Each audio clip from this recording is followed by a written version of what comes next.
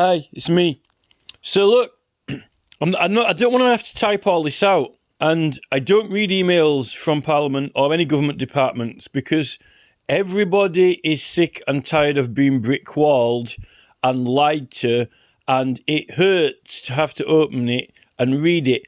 And that is why half the country aren't voting at the moment, more than half of the country, and it is why people just don't want to read those replies. It's almost like some sort of arm wrestling match or contest or debate. You don't debate facts and truth. Now, this is the standard. This document that I've sent you, this is the international standard in political research and study in law and history. Professor Karen Bowie's paper, this is the highest standard that you can achieve. This woman has done the research and collected the data. Even I would, if you want to get someone in from the Constitutional Society, who happen to be in Petty France, with the Ministry of Justice, you can do. But I doubt that they're going to disagree with Karen Bowie. In her paper, clearly sets out the petitioning process. Firstly, it is a legal action. It involved magistrates, grand jury, Lord of the Articles, and so forth. It is bringing, it's a case, it's a legal case. Its status is legal casework. That is what you're doing. So everything you do for it's legal proceedings. Now, the main issue is that the complaint is, my main complaint out of all the complaints against this committee and the MPs who run it and conjure up the rules or policy, which you've got underlying law and legislation, which policy must comply with. You are vetting, censoring, rejecting legal cases to government, which people have a right to bring and run in any form. Publish means to make available to the public, a section of the public at large, or a small portion of the public in whatever form and by whatever means. If the petition site is not publishing things, then it's got an issue.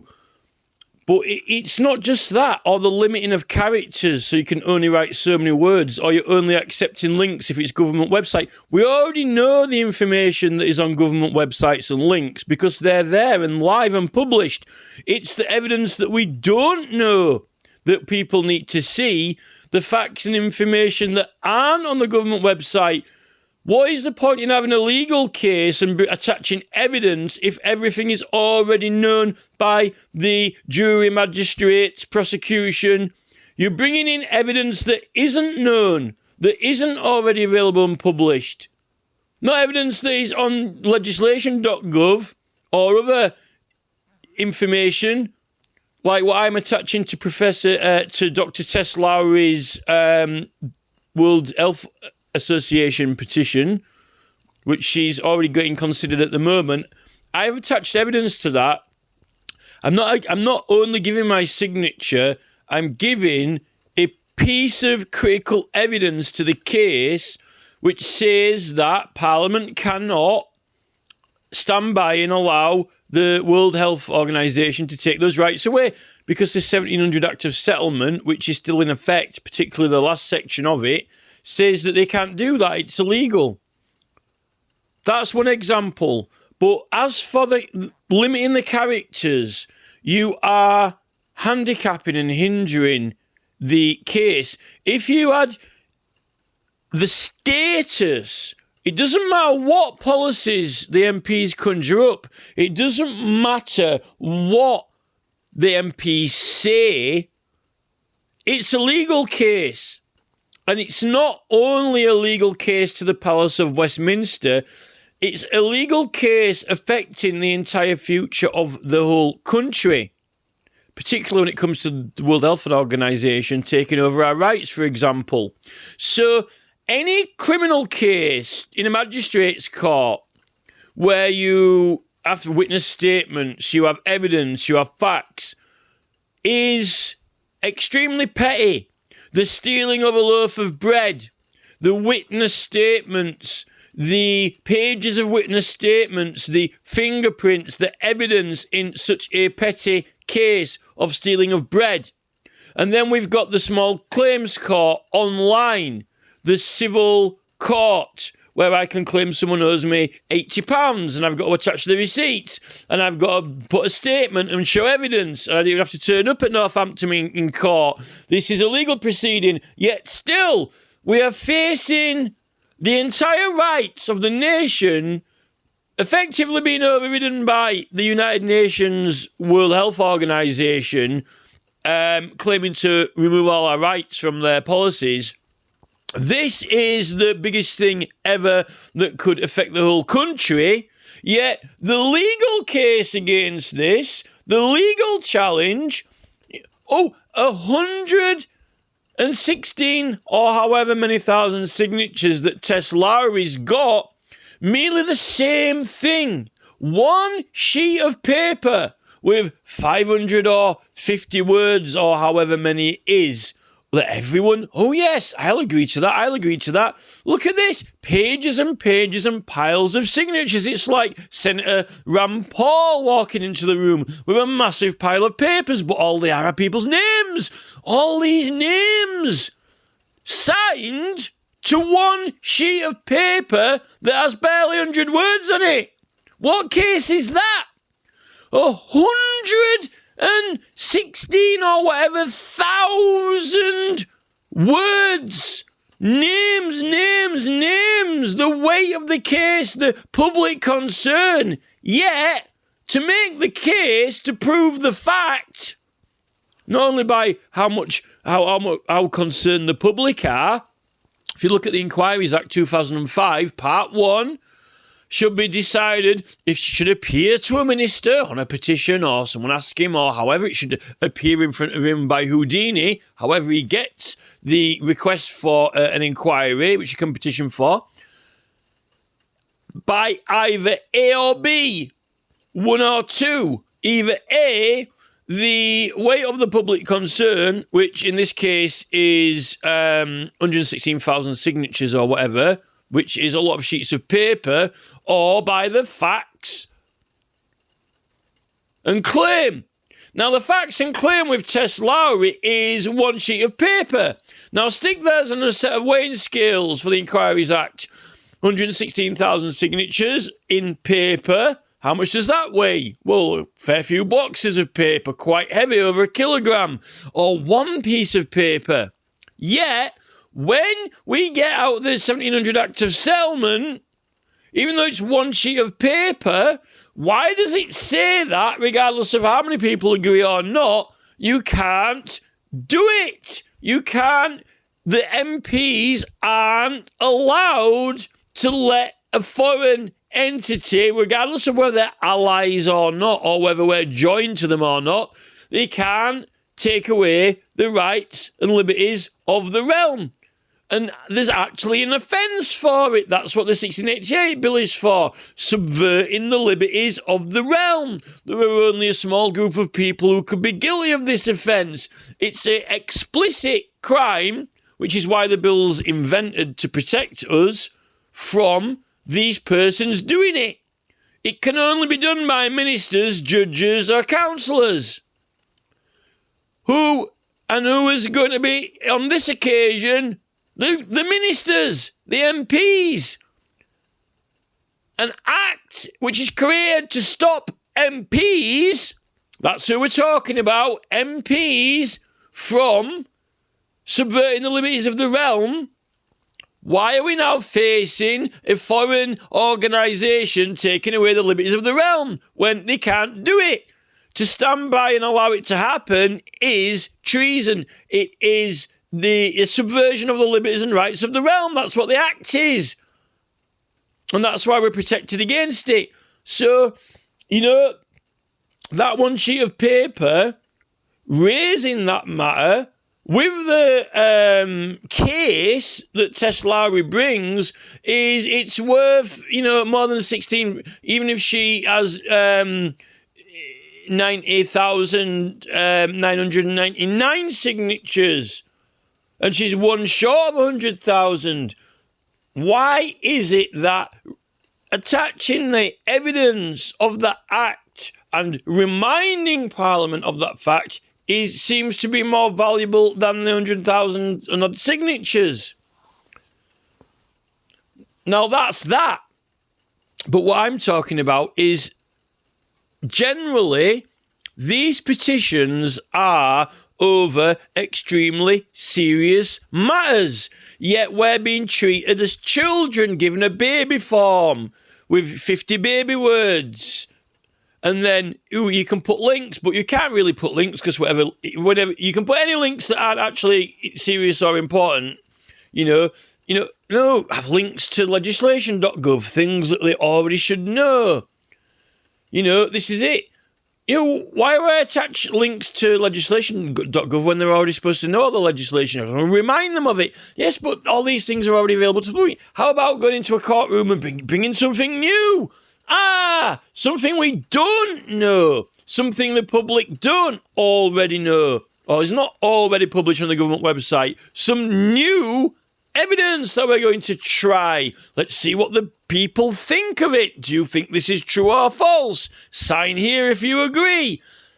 Here we go, ministers. Here is the petition. The public have inspected the evidence. They think it's valid. Now you can debate it. But it's not that. The fact that the action of rejecting a petition, this whole vetting process, when it's disguised with the word standards, the standard of the petition, the standard of the writing. Well, punctuation aside, and whether or not it is something the government can or can't do, if they can think of how they can do it, and where there's a will, there's a way, where there's a creative mind, there's a way, particularly when it comes to 15-minute cities, because you could make the whole things illegal all around England. Or make it so the council has to jump through hoops before they can do it. And that could be the law for England. Yet, no, go see the council. We don't want to think of a way to do that. It always seems that when it's something that MPs do, they don't want to have to think of a way to do it for the petitioner. There is a way to do everything through central government if you can think of the way. Not even need lightning to strike to find, like Guy Fawkes. If the Fawkes can find a way, this is it. But it's not even that. The very existence of vetting the petitions, right, is not lawful. It's illegal. And I'll explain to you why from this paper. Because reading this paper, they had petitions were being checked by the Lord of the Articles. Petitions were being checked also. Cromwell, they were holding committees in Parliament and things were being done through parliamentary committees. And then after Cromwell was ousted and Charles got back in, they didn't like the Liberals and they didn't like the whole petitioning process because it's a Liberal thing. And they brought in that 1661 Act with the restrictions for tumultuous petitioning. But it's clear in that Act, the petitions are checked by magistrates or a grand jury in their local area, but it's going to Parliament. They did get checked at that point. But also they were Professor Karen Bowie, they were doing all manner of things, charging people money for petitions, prosecuting them, all manner of things they were doing, like charging them money or making them be checked by justices or grand jury or the magistrates of London and so forth. Right? All those things, that is why then, 20 years later, we get this, the 1688 bill, the 1688 bill. The 1688 bill is liberating us from all of the restrictions and commitments from the 1661 bill. And all of this being charged for petitions and so forth and so forth. Now, it clearly states that there is a distinction between petitioning the local council and the King, Parliament. And when you're bringing a case to the Palace of Westminster, that's the authority that you're bringing the case to. And if there were any misdemeanours and crimes, it says it's even in the 1661 Act, that 1661 Tumultuous Petitioning Act, we're not petitioning the local council, or we're not bringing a criminal case or a civil case to a local court. When you're bringing a case to the Palace of Westminster, to the Parliament, it said that those cases, if there are any issues or crimes or misdemeanours associated with those cases, they're prosecuted by King's Bench. And that's certain because it says in it. Why is it in when we're liberated in 1688 that then all prosecutions, what about illegal prosecutions? What about them? What about them? It tells you about them. If there are any prosecutions, illegal prosecutions by the King's Bench for matters that are only decided in Parliament, that means that you're not prosecuted by the King's Bench or the courts because you're not. The case isn't with the courts. It isn't a case to the courts, and the facts and circumstances and matters involved in the case aren't to the courts. It's involving the jurisdiction of which it is to, which is meant to be the Parliament, either of the houses or committees. That's the point. And it's like the Appeal Jurisdiction Act, which, now, I would suggest that the 1661 Act, all those petitions were checked. But in 1986, that act was repealed, the Tumultuous Petitioning Act. And petitions were no longer required to be checked by law. And also, taking into account the 1688 bill, which is we can't be held to any commitments, they're not meant to be checked because those commitments were things that they were trying to put restrictions on petitioning, like charging you for them, not letting you do them, having to have them go through people, which was all scrapped. When in 1986, for certain, absolutely, no petitions had to be checked or vetted by any authority, no matter how many people sign them or not, whether it's 20 people or more. So since 1986, for certain, that Petitions Committee in Parliament is to vet no petitions, none, zero. And the word standards, what is standards? Punctuation standards. You can still pass a school exam even with spelling mistakes. It can be accepted and validated even with spelling mistakes. Even if you can write a letter to someone with spelling mistakes and they can still read it and know what you're asking.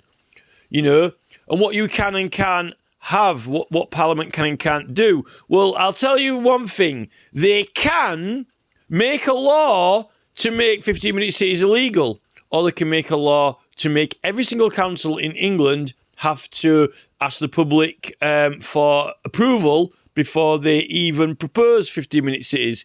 There's many, many things. The world is your oyster in creativity. So when a simple person asks, I want to make 15-minute cities illegal, you can do that. You can have it. Or we want to stop 15-minute cities. You can do that. You can have it. You don't have to go to, no, I don't want to stop our 15-minute city in Oxford. Don't want to stop our 15-minute, oh, go to Oxford Council. Well, let's stop Stonehenge. Oh, go to Oxford Council. Oh, no, it's all right. Come here. Or else they might be getting a referendum for themselves. This is it. It's all about the creativity. And the person writes down what they want. It's for Parliament to come up with the way of how they're going to do it.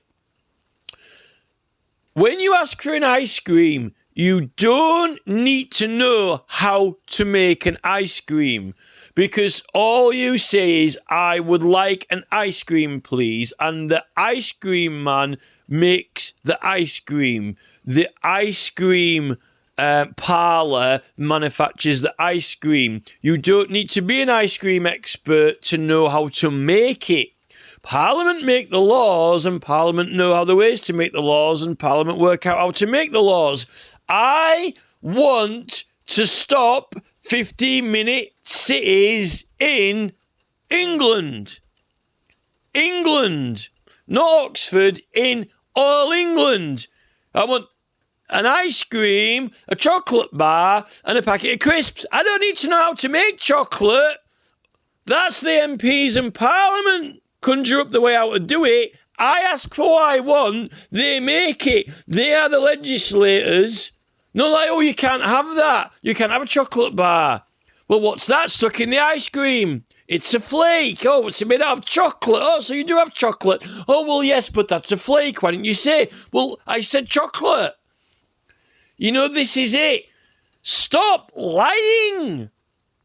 You don't want to do it. There is no standard. The standard is you don't like it or want it. Now, since 1986, there is no vetting of petitions. And I don't even think they were allowed to be vetted after 1688, because that 1688 bill literally liberates us from the 1661 bill. Anyway, most of all these cases concerning petitions are not meant to be put through the local courts, for the reason that during the Civil War, all different courts were affiliated with a different party, and they were royalist courts and roundhead courts, and people weren't getting fair trials, and they were royalist juries and roundhead juries. And when you're doing a petition case to the government, you cannot have it. It can't be intervened in by biased juries or judges. That's why it's that they're not to be involved, the King's Bench, when it's a case to the government. It's meant to be elected MPs. That's the point. And if there are any crimes involved, they're not supposed to be prosecuted for the local courts. It's a case, all of the matters are meant to be, and if it's a lot of people involved in it, then tough.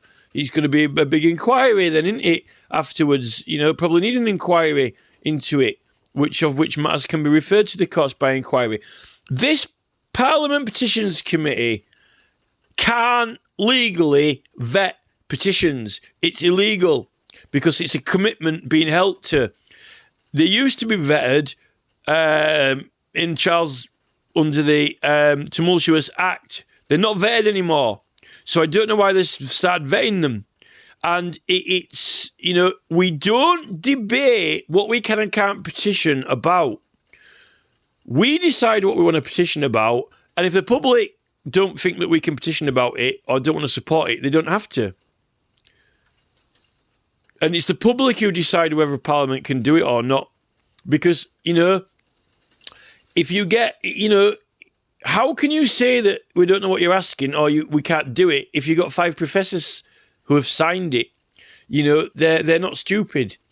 You know, it just doesn't, it's not logical.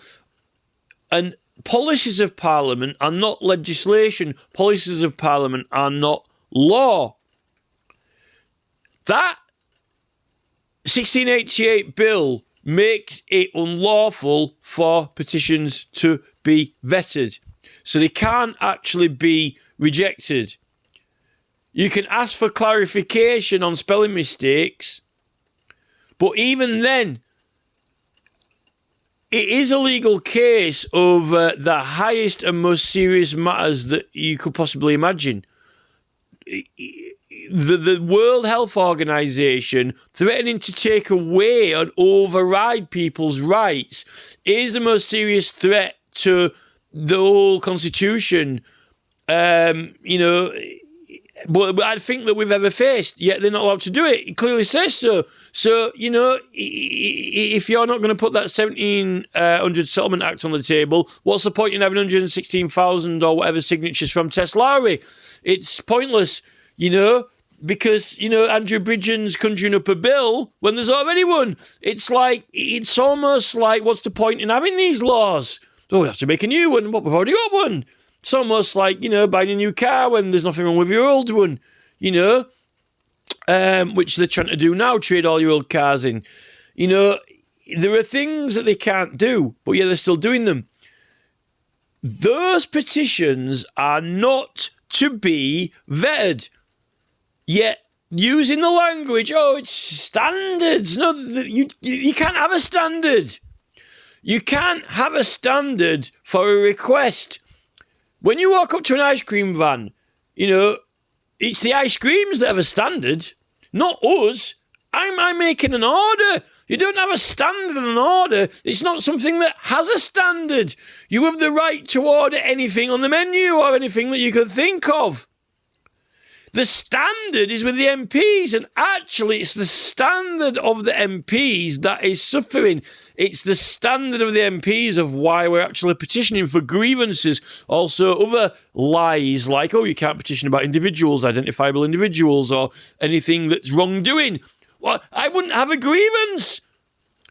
Where there's a grievance, there's a wrongdoing. You can't have a grievance without a wrongdoing. The word grievance means that you are annoyed with something that hasn't been done right. Petition for redress of grievances. That means that something's done something bad or wrong. So it's identified as a grievance. It's actually, that word's actually in the Tumultuous Act as well, grievance. And then we've got the Scottish version as well, the Petition of Right, which clearly says that people can't be imprisoned for being engaged in petitioning activities, yet people have been done. The whole thing is a shambles. Now, but out of all that, the worst insult is the caricature limitations. 50 words or whatever, 50 characters or whatever it is insane. Because, oh, we don't know what you're asking, or you can't have this. No, right, I'm going to write out in great detail what I'm asking, so there is no doubt or question what I'm asking. Yet then I've used up all my words. So when it gets onto the matter of, what I'm asking, we know what you're asking, but you can't have that. There's no way to do it. Well, no, I'll write the way to do it, like with the Lord Advocate who has the power to start legal cases through the acts of legislation and a place in the Privy Council. That's by the ways and means by which I can petition, actually, not even just for a public inquiry, but I want them to start legal proceedings. I want them to start a criminal case. Oh, you can't petition about criminal cases. Well, I can, because I can make a petition for the Lord Advocate, who is, the Right Honourable Lord Advocate, Privy Council of Parliament, who can start legal cases to start a legal case. That's the ways. Now I've used my words are all used up explaining the exact procedure by which it shall be done. But now I have no words left to explain what